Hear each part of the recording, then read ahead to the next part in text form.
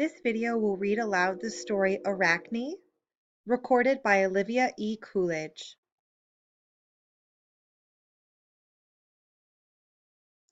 Before we begin, we're going to read some background information for the myth. The author, Olivia and Sir Coolidge, was born and educated in England and lived in both Europe and the United States. She taught English, Latin, and Greek, but was best known as a writer. Accuracy and detail.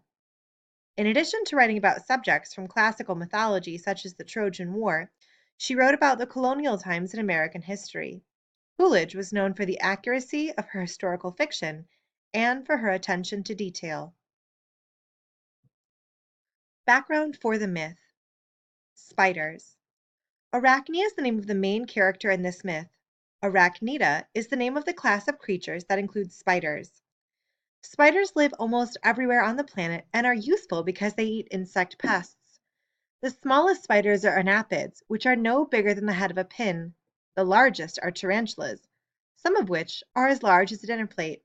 Few spiders are harmful.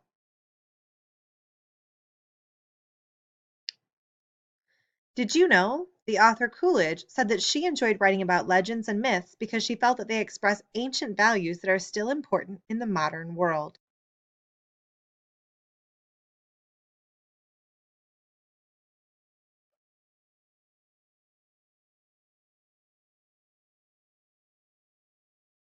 Arachne, Greek myth by Olivia E. Coolidge.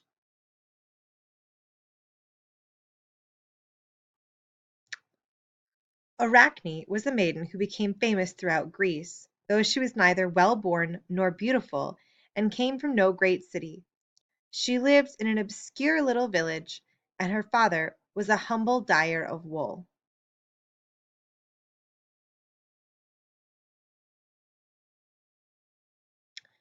In this he was very skillful, producing many varied shades.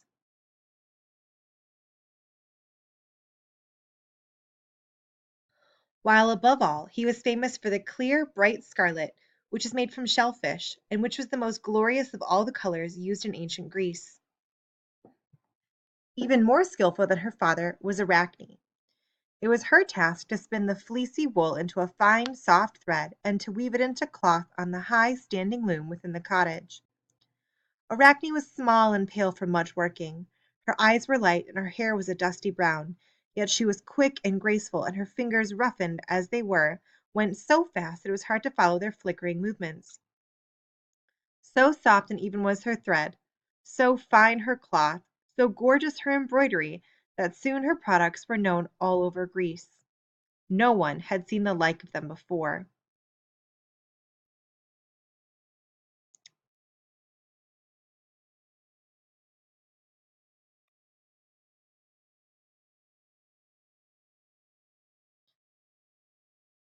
At last, Arachne's fame became so great that people used to come from far and wide to watch her working. Even the graceful nymphs would steal in from the streamer forest and peep shyly through the dark doorway, watching in wonder the white arms of Arachne as she stood at the loom and threw the shuttle from hand to hand between the hanging threads, or drew out the long wool, fine as hair, from the distaff as she sat spinning. Surely Athene herself must have taught her, people would murmur to one another. Who else could know the secret of such marvelous skill?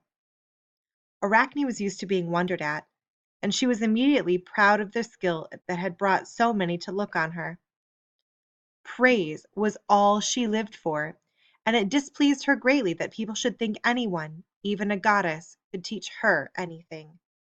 Therefore, when she heard them murmur, she would stop her work and turn round indignantly to say, "With my own 10 fingers I gained this skill, and by heart practice from early morning till night.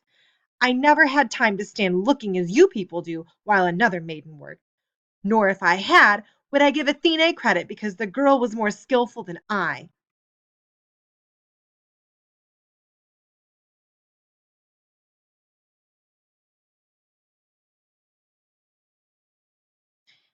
As for Athene's weaving, how could there be finer cloth or more beautiful embroidery than mine?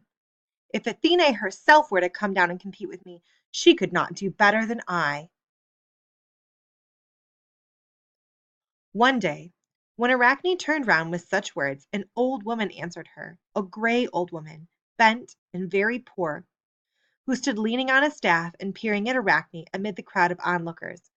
"Reckless girl," she said, "how dare you claim to be equal to the immortal gods themselves? I am an old woman and have seen much.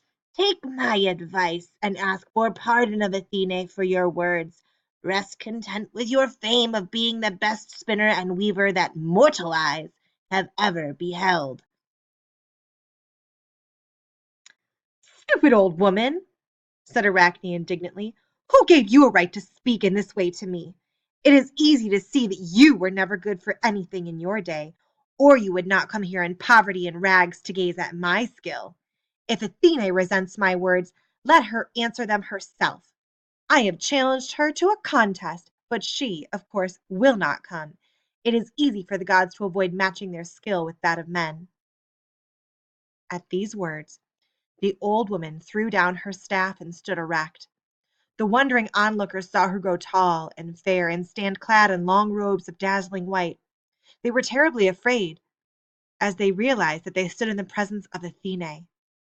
Arachne herself flushed red for a moment, for she had never really believed that the goddess would hear her. But before the group that was gathered there, she would not give in. So, pressing her pale lips together in obstinacy and pride, she led the goddess to one of the great looms and set herself before the other.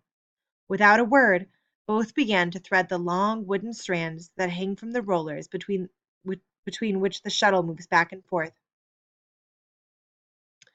Many skeins lay heaped beside them to use, bleached white and gold and scarlet, and other shades varied as the rainbow. Arachne had never thought of giving credit for her success to her father's skill in dyeing, though in actual truth the colors were as remarkable as the cloth itself. Soon there was no sound in the room but the breathing of the onlookers, the whirring of the shuttles, and the creaking of the wooden frames as each pressed the thread up into place or tightened the pegs by which the whole was held straight. The excited crowd in the doorway began to see that the skill of both, in truth, was very nearly equal, but that, however the cloth might turn out, the goddess was the quicker of the two. A pattern of many pictures was growing on her loom. There was a border of twined branches of the olive, Athene's favorite tree, while in the middle figures began to appear.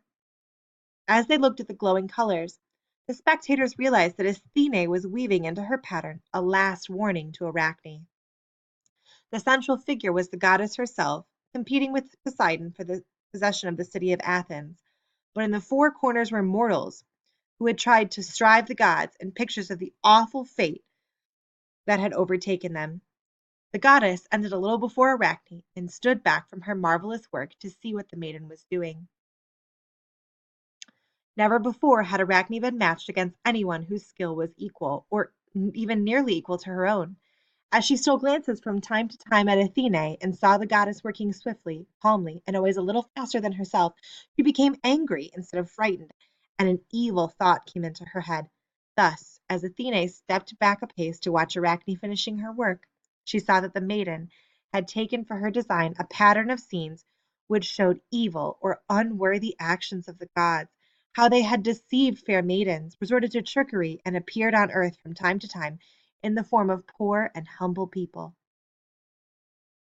When the goddess saw this insult glowing in bright colors on Arachne's loom, she did not wait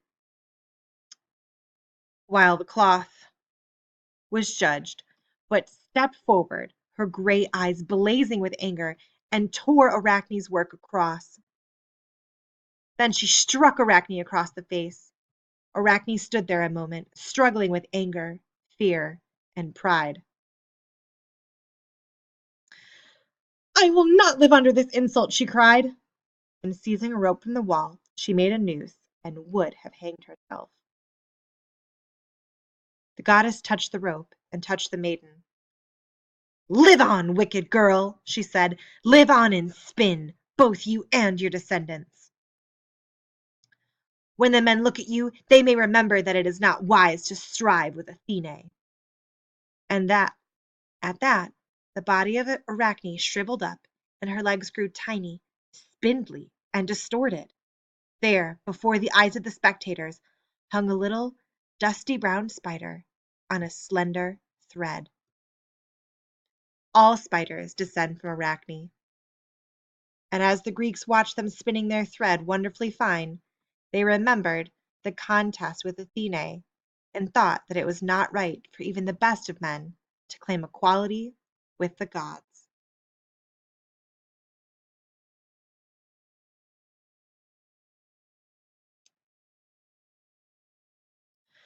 Before we end, we're going to look at this culture connection. Athene.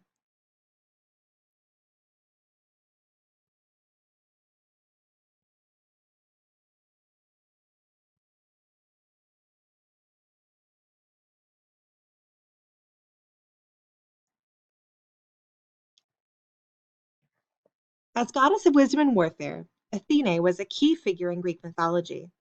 Athene protected her favorites, such as Odysseus and Hercules, and punished those who displeased her, including Arachne and Ajax, a famous Greek warrior. According to one story, the people of a major Greek city wanted to name their city after either Poseidon, the sea god, or Athene, depending on who gave them the most useful gift. Poseidon created horses, and Athene created olive trees. The gods judged Athene's gift more useful, so Athens was named for her. To honor Athene, the city built a great temple called the Parthenon. After reading this, a good question to think about is which of Athene's character traits does this myth illustrate?